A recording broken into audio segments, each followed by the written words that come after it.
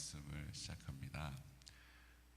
사사기는 여호수아가 사망하고 이제 가나안 땅에 들어갔어요. 분깃을 제비 뽑아 다 나누어 가졌어요. 그리고 그 나누어 가진 땅에 이제 완전한 승리, 그 완전한 승리를 그 모든 12지파에게 허락하셨습니다. 그런데 사사기의 처음 1장은 좀 이상해요. 뭐가 이상하냐 하면 하나님이 함께 하셔서 능치 못할 일이 없고 승리를 약속하셨는데 그들이 승리하기는 했는데 그들이 빼앗지 못한 땅들이 모든 지파마다 있었다라는 거예요. 성경은 뭐라고 얘기하면요, 그 원래 있었던 주민들을 쫓아내지 못하였다 이렇게 기록되어 있고요. 쫓아내지 못했나 그러고 보니까 또 쫓아내지 않았더라 라는 표현도 있어요. 그러니까 쫓아내지 못할 상황에서 쫓아 못 낸 거고 쫓아내지 않을 상황에서 안 쫓아낸 거예요. 다 누구에게 달려 있는 거예요? 그 이스라엘 백성들에게 달려 있는 건데, 쫓아내지 못한 거는 못할 상황이어서 못했고, 쫓아내지 않은 거는 쫓아내지 않고 싶어서 안 한 거고. 그러니까 모든 지파가 다 1장에 보면 그 진멸하라고 명령하셨던, 그들과 더불어 살지 말라라고 하셨던 그들을 그냥 받아들이고 같이 살게 된 거예요. 불편한 동거가 시작됐다라고 1장이 말해줍니다. 한마디로 얘기하면 제가 어제 저녁부터 오늘 새벽까지 하나님이 탁 떠오르게 하신 단어가 있어요. 뭐냐 하면요, 절반의 승리. 절반의 승리예요. 승리 안 한 건 아닌데, 가나안 땅 안 들어간 건 아닌데, 그런데 못하고 안 한 것들이 거기 있었다는 거예요. 다른 말로 하면 순종했는데 절반에 순종한 거예요. 순종했는데 부분적으로 순종한 거예요. 왜요? 못하기도 했고 안 하기도 했고. 그런데 이 결과가, 그렇게 1장에서 기록되어진 그 사건의 그 결과가 2장에 나오는데요, 무서워요. 못할 수도 있죠. 뭐 하나님 그래도 많이 이겼으니까, 그래도 많이 하나님 은혜를 받았으니까 아예 안 할 수도 있죠. 뭐 이 사람이 어떻게 또 다 그렇게 합니까? 또 다 이제 입장도 있고 그 상황도 다 다르고, 그러니까 하나님 이해하셔야죠. 좋아요. 그런데 그렇게 했는데 2장에 가니까 어떤 일이 벌어집니까? 2절 3절 우리 함께 선포할까요? 너희는 이 땅의 주민과 언약을 맺지 말며 그들의 제단들을 헐라하였거늘 너희가 내 목소리를 듣지 아니하였으니 어찌 그리하였느냐. 그러므로 내가 또 말하기를 내가 그들을 너희 앞에서 쫓아내지 아니하리니 그들이 너희 옆구리에 가시가 될 것이며 그들의 신들이 너희에게 올무가 되리라 하였노라. 안 한 건 아닌데 그렇게 부분적으로 순종하고, 안 한 건 아닌데 그렇게 하나님 앞에 온전함으로 믿음의 자리를 지키지 않은 결과가 뭐예요? 이스라엘 백성들에게 가시가 생긴 거예요. 그리고 그 가시 때문에 고통을 받게 돼요. 결국 사사들은 그 고통받는 이스라엘 백성들을 하나님께서 그 고통 가운데 구원하시기 위해서 보내신 사람들이에요. 이 사사들은 예수님을 상징합니다. 이 사사들의 위치는요, 원래는 재판관, 제사장, 왕, 이 역할들을 다 해요. 그래서 사사란 이름 자체는 판결하는 사람들이다라는 뜻이고, 이들이 하는 역할은 그 당시에 왕이 없었으니 왕의 역할도 하고요, 그 당시에 하나님의 뜻을 선포하는 사람 없었으니 제사장의 역할도 하고 선지자의 역할도 하는 거예요. 이게 이제 그리스도의 삼중직, 하나님께서 기름 부어서 세우시는 직 중에 세 가지. 예수님은 이 세 가지를 다 감당하시는 분이십니다. 첫 번째가 뭐예요? 왕으로 우리에게 오셨어요. 두 번째는요, 제사장으로 하나님과 우리를 중보하심으로 깨어진 관계를 다시 연결해 주시는 거예요. 세 번째 뭡니까? 선지자예요. 그 하나님의 나라를 선포하고 그 하나님의 나라를 선포하는 자리에 있는 것입니다. 이게 예수님이 하셨던 일이고 그 당시에 사사들이 한 일이에요. 결국 그 삼중직의 일을 사사들이 감당할 때에는 이스라엘 백성들이 평안했다라고 기록하고 있어요. 근데 그 사사들도 죽자 다시 그들이 바알을 섬기고 하나님을 떠났다라고 기록하고 있습니다. 역시 여전히 그들은 고통 가운데 있었고 그들은 탄식했다라고 성경은 말씀하세요. 그런데 하나 우리가 보게 되는 장면이 있습니다. 10절 말씀 선포할까요? 그 세대의 사람도 다 그 조상들에게로 돌아갔고 그 후에 일어난 다른 세대는 여호와를 알지 못하며 여호와께서 이스라엘을 위하여 행하신 일도 알지 못하였더라. 아멘. 여호수아의 말을 들었던 그 전 세대, 이전 세대들은 그 여호와에게 맹세하죠. 우리가 하나님 떠나지 않겠습니다. 하나님 말씀을 청종하겠습니다. 듣고 따르겠다는 거죠. 준행하겠습니다. 지켜 살겠다는 거예요. 그런데 그 세대들도 조상들에게로 돌아갔고 이제 그 다음 세대를 얘기하고 있어요. 근데 그 다음 세대라고 성경은 소개하고 있지 않고 뭐라고 말하고 있어요? 다른 세대가 일어났다라고 기록하고 있어요. 근데 그 다른 세대의 특징이 뭡니까? 다른 세대는 여호와를 알지 못하여라고 말씀하세요.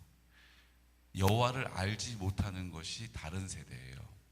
우리가 알고 있는 것처럼 이스라엘 백성들에게 안다라는 뜻은 그냥 나 윤석열 대통령 알아, 나 아무개 알아, 그 연예인 누구 나 알아, 그 아는 거예요. 아는 거. 근데 사실은 그거 아는 거 아니죠. 그 사람은 나 모르니까, 그 사람하고 대화도 나눠본 적 없으니까 사실은 아는 거 아닌데 우리가 그 사람 알아, 그때 드라마 거기 영화에 나온 그 사람 나 알지, 안다라고 말한단 말이에요. 이스라엘 백성들에게 있어서는 이 안다가 우리가 쓰는 것처럼 만나서 대화하고 그 사람도 나를 아는 것도 아는 거고, 그 사람 나 모르고 그 사람하고 대화 나눈 적 없어도 아는 거예요. 근데 이스라엘 백성들에게 아는 것은 구분되어 있어요. 오늘 성경이 말하고 있는 여호와를 알지 못하여 라고 하는 이 안다라는 것은 경험한다라는 뜻이에요. 야다라고 하는데요, 남자와 여자가 결혼하고 첫날 밤을 보낸 것을 안다라고 표현하는 거예요. 육체적으로 경험적으로 아는 것을 말하는 거예요. 그러니까 여호와를 안다, 내가 하나님을 경험했어, 내가 하나님의 사랑을 경험했어, 내가 하나님의 은혜를 경험했어, 내가 하나님의 평안을 경험했어, 내가 하나님의 승리를 경험했어, 하나님이 주시는 지혜를 경험했어, 하나님이 주시는 담대함을 경험했어. 제가 왜 계속하고 있는지 아직도 잘 모르시나 본데 내가 하나님이 주시는 치료를 경험했어. 경험했다는 거예요. 나는 알아 이거죠. 그 하나님이 내 하나님이신 것을 난 확신해. 이게 이제 여호와를 아는 거예요. 그럼 다른 세대들은 뭐예요? 그 여호와를 알지 못하여, 무슨 얘기예요? 하나님을 경험하지 못하고 있는 거예요. 하나님을 체험적으로 모른다는 얘기예요. 자, 그러면 다른 세대는 하나님을 알지 못하는 것이라면 하나님을 아는 세대를 뭐라고 부르는 거예요? 다음 세대가 되는 거죠. 이해가 되세요? 그러니까 다음 세대는 주일학교 학생들이 다음 세대가 아니에요. 성경적으로 보면 하나님을 알게 된 사람은 다음 세대예요. 아멘? 그러니까 여기 계신 분들, 나도 주일학교 때가 있었지, 우리 다음 세대를 위해서 기도해야지, 내가 할 수 있는 게 뭐가 있겠어, 다음 세대를 위해서 하나님 다음 세대를 세워주세요, 다음 세대에게 성령 충만을 주세요, 우리 이렇게 기도하는 거 뭐 잘못된 거예요. 지금 성경적으로 보면 다음 세대는 여호와를 아는 사람이 다음 세대예요. 하나님 앞에 구별되어서 다음 세대가 된 것이 오늘 우리가 성결한 다음 세대를 세우는 교회, 우리 교회 키치프레이즈라고 그래요. 우리 교회가 날마다 입을 열 때마다 외쳐야 하는 거예요. 성결한 다음 세대를 세우는 교회는 주일학교 학생들이 많아지는 것만 의미하는 거 아니에요. 여호와를 아는 사람들이 많아지는 거예요. 하나님의 은혜를 아는 사람이 많아지고, 하나님의 평안을 아는 사람이 많아지고, 하나님의 지혜를 아는 사람이 많아지고, 하나님의 담대함을 누리는 사람이 많아지고, 하나님의 공급하심을 확신하는 사람이 많아지고, 하나님의 치유를 경험하는 사람이 많아지는 것, 이게 성결한 다음 세대를 세우는 교회라는 거예요. 그럼 이거를 우리가 지금, 제가 가만히 보고 있으면 제가 이렇게 말씀을 여러 번 드렸는데도 오해하고 계신 분들이 의외로 많아요. 교회 밖에 계신 분들은 저 교회는 주일학교 사역에 집중하는 교회인가 봐, 성결한 다음 세대를 세우는 교회라고 써 있어. 그 교회 이름 위에 조그맣게 성결한 다음 세대를 세우는 교회, 개군영광교회 이렇게 써 있더라고. 근데 그 의미는 오늘 여호수아에서 나온 말씀이에요. 사랑하는 성도 여러분, 내가 그 하나님이 나를 어떻게 사랑하시는지를 알게 될 때 성결한 다음 세대가 된 것입니다. 우리 조정옥 권사님이 성결한 다음 세대신 거예요. 얼마나 감사해요. 85세를 사셨는데 88세를 사셨는데 성결한 다음 세대시라니까요. 다음 세대의 자리를 지키시기를 축복합니다. 네, 좀 지키고 계시잖아요. 여호와를 알지 못하는 세대가 다른 세대예요. 그 가운데 우리는 구별되어서 여호와를 아는 세대, 나 하나님 사랑 알게 됐어. 주님 내 마음 가운데 계신 것을 내가 알게 됐어. 주님이 날 사랑하심을 내가 알게 됐어.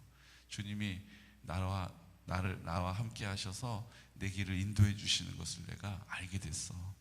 내가 지금 문제 앞에서, 상황 앞에서 압도되지 않고 주님하고 그 믿음의 자리를 딱 지킬 때 주님이 나를 꽉 붙잡아 주고 계신 거 내가 알지. 이게 다음 세대예요. 그럼 다음 세대, 성결한 다음 세대가 되신 것을 축하드립니다. 여러분, 이 믿음의 자리에서 굳게 서 계시는 은혜가 있으시기를 축복해요. 왜냐하면 하나님은 그 다음 세대를 통해서 하나님의 나라를 확장해 가시기 때문이에요. 성경을 보십시오. 이래서 안 되고 저래서 못하는 상황들을 그냥 방치하니까 그 문제와 상황 앞에 압도돼 버리니까 세대가 바뀌어 버린 거잖아요. 다음 세대들이었는데 다른 세대로 바뀌어 버렸잖아요. 그러니까 오늘 사사가 등장할 수밖에 없는 이유가 그들이 다른 세대로 살아갈 수가 없기 때문이에요. 그들이 그 대적들이 공격해오고 그들이 대적들에게 그 폭행을 당하고 그 대적들에게 아픔을 당하고 고통을 당하는 상황들을 하나님이 건져내시기 위해서 사사들을 보내시고 있잖아요. 그 삶은 살 수 없는 인생이 되는 거예요. 그냥 그렇게도 어떻게 그냥 반쪽짜리로 살아갈 수 있는 게 아니라고요. 살 수 없기 때문에 하나님이 사사들을 일으켜 세우신 거예요. 그 사사가 왕의 역할을 하고 그 사사가 제사장으로 하나님과 관계를 이어주고 그 사사가 선지자로 하나님의 나라를 선포하는 책임이 있었던 것입니다. 이해가 되시죠?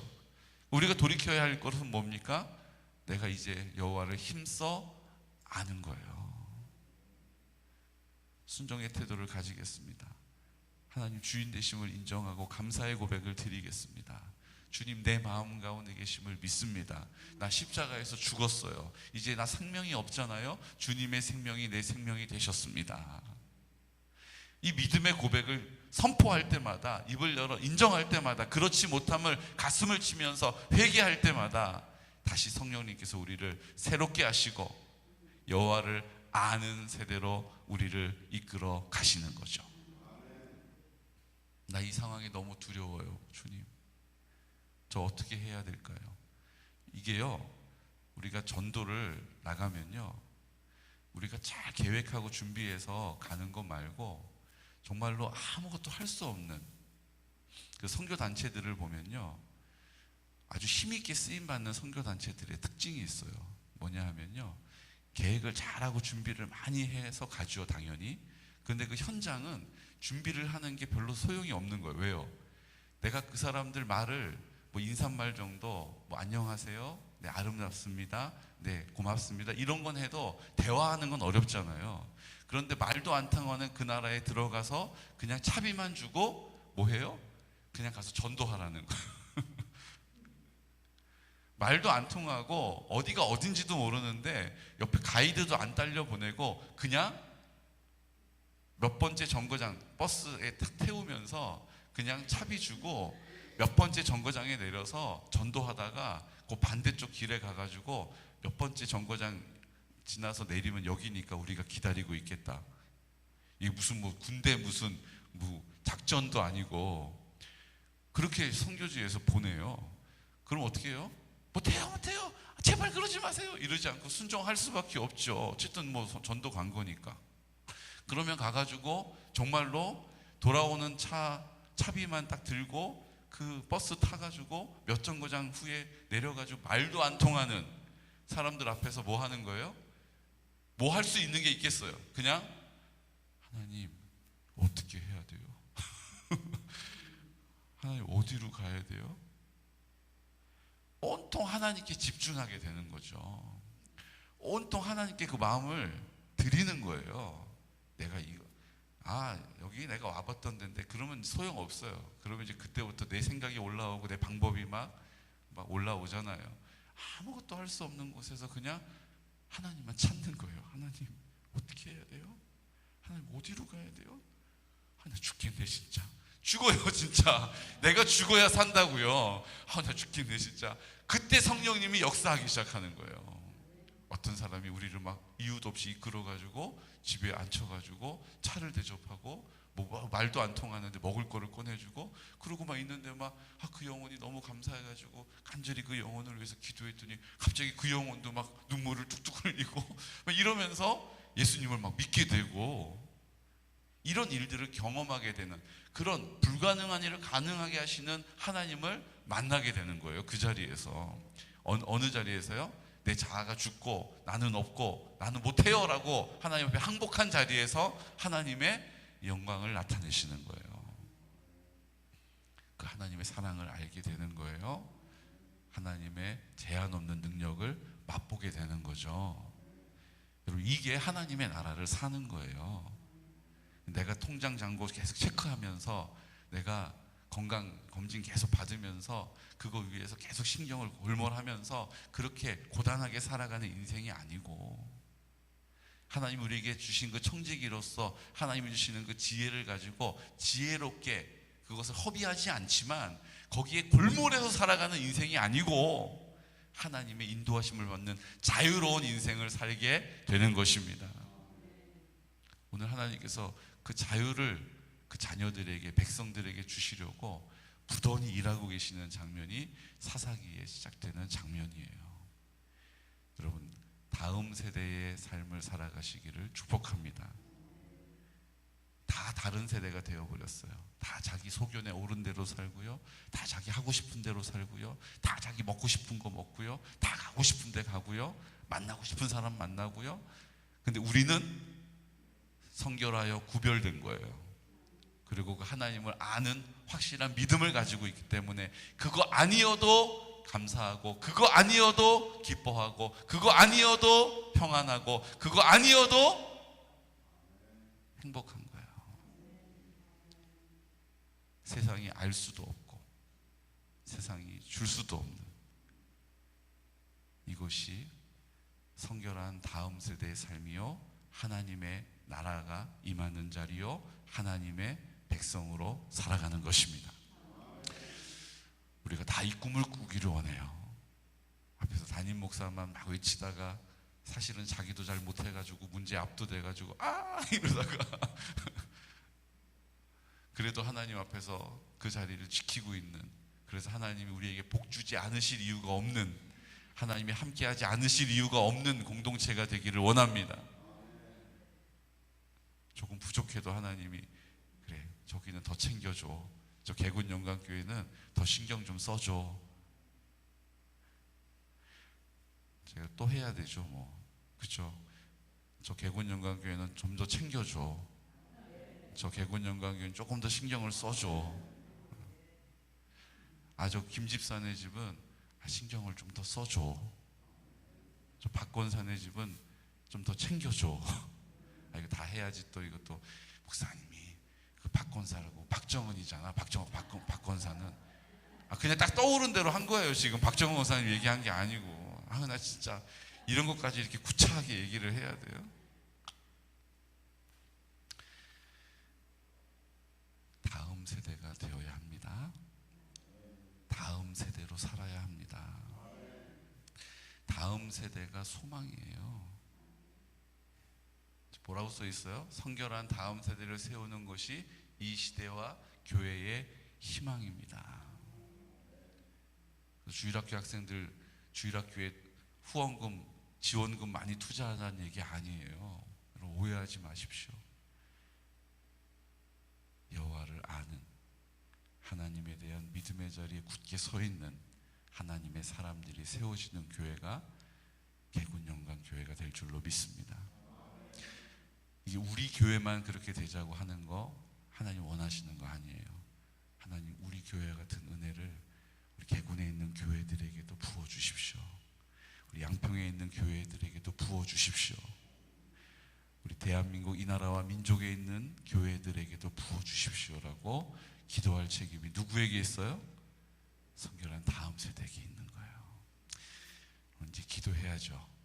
이제 기도해야죠. 여러분 내 자식 잘 되게 해주세요.